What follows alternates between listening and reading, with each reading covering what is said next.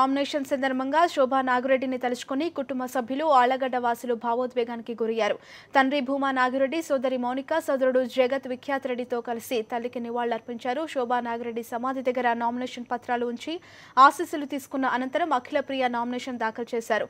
ఈ సందర్భంగా శోభమ్మను తలుచుకుని అఖిలప్రియతో పాటు కుటుంబ సభ్యులందరూ కన్నీరు పెట్టుకున్నారు. ఈ కార్యక్రమానికి వైఎస్ఆర్సీపీ జిల్లా అధ్యక్షుడు బుడ్డా రాజశేఖర్ రెడ్డితో పాటు జిల్లాకు చెందిన ఎమ్మెల్యేలు, మాజీ ఎమ్మెల్యేలు హాజరయ్యారు. ఆళ్లగడ్డ ఎంఆర్ఓ కార్యాలయంలో నామినేషన్ దాఖలు చేశారు అఖిలప్రియ.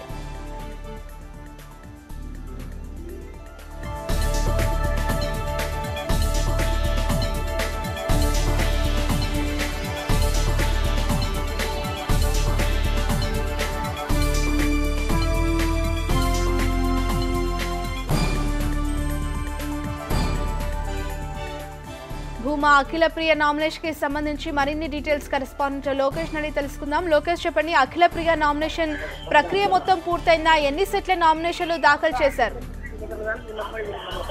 శ్రావణి, కర్నూలు జిల్లాలోని ఆళ్లగడ్డ అసెంబ్లీ స్థానానికి జరుగుతున్న ఉప ఎన్నిక వైఎస్ఆర్ కాంగ్రెస్ పార్టీ తరఫు నుండి భూమా అఖిలప్రియ నామినేషన్ దాఖలు చేశారు. ఏదైతే మొదటిసారిగా ఈ నామినేషన్ ఈ నామినేషన్ దాఖలు చేసి తన రాజకీయ ప్రస్థానాన్ని మొదలుపెట్టారు. మొదటగా శోభా నాగిరెడ్డి యొక్క ఘాటు వద్ద నివాళులు అర్పించిన తర్వాతే ఇక్కడ ఎంఆర్ఓ కార్యాలయంలోని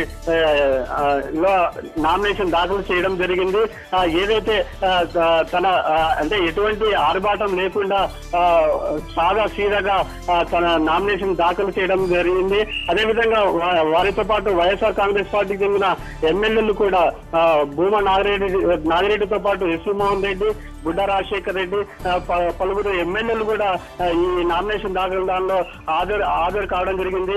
అంటే ఈ అభిమానులు కూడా చాలా మంది వచ్చారు, కానీ పోలీసులు వారిని కట్టుదిట్టం చేశారు. అంటే ఎటువంటి అవాంఛనీయ సంఘటనలు జరగకుండా ముందుగానే వాళ్ళని కొద్దిగా కట్టడి చేయడం జరిగింది.